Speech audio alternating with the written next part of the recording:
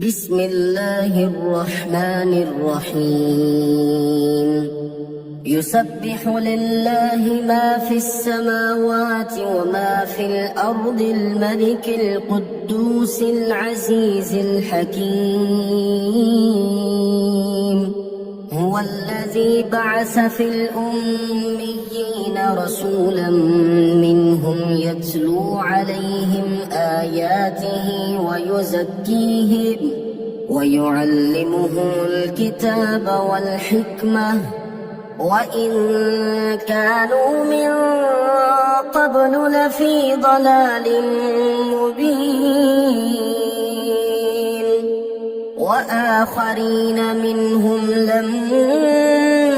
يلحقوا بهم وهو العزيز الحكيم ذلك فضل الله يؤتيه من يشاء والله ذو الفضل العظيم مثل الذين حملوا التوراة ثم لم يحملوها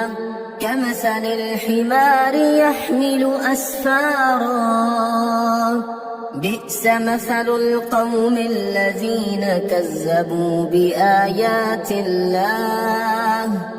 والله لا يهدي القوم الظالمين قل يا أيها الذين هادوا إن زعمتم أنكم أولياء لله من دون الناس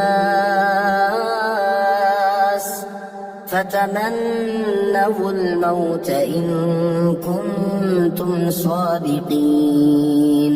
ولا يتمنونه أبدا بما قدمت أيديهم والله عليم بالظالمين قل إن الموت الذي تفرون منه فإنه ملاقيكم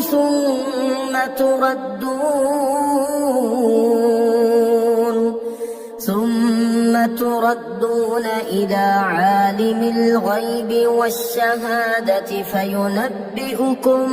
بما كنتم تعملون يا أيها الذين